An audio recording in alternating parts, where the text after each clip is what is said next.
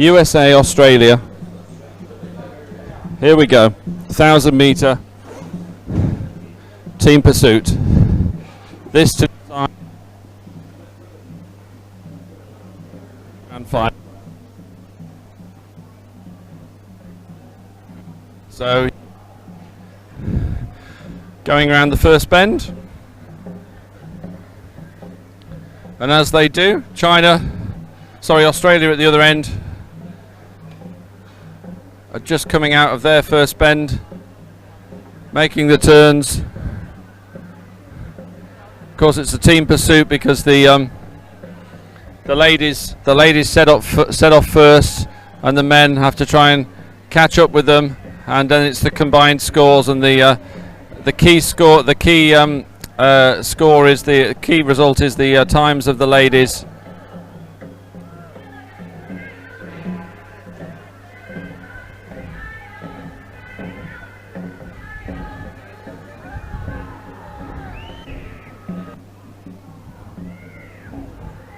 Australia coming round the second bend now, approaching the second turn.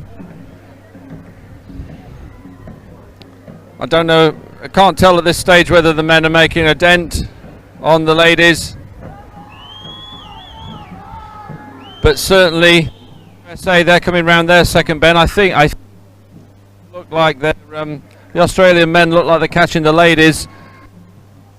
There seems a wider gap between the USA girls and the USA men.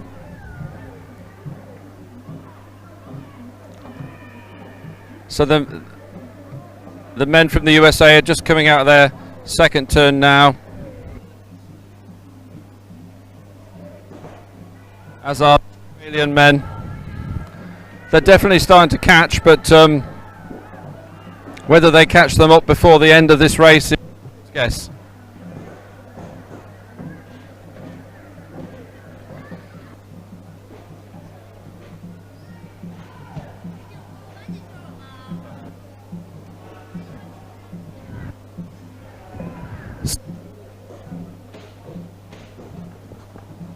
USA ladies, the men are getting closer.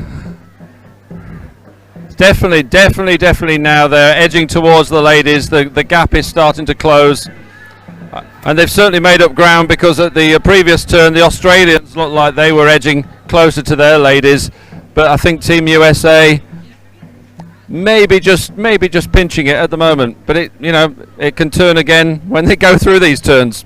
So the Australian ladies at the far end coming out of that second turn now. The men are just going into that turn. Definitely, they're the faster team. So for those tuning in, this is the semi-final of the 1,000 meter team pursuit in Fuzhou IDBF World Cup in China. Team USA, the men are catching the girls, the ladies, and they're going to, well, it'll be interesting to see if they go past them or just keep with them and encourage them to keep going right to the line to get that best time.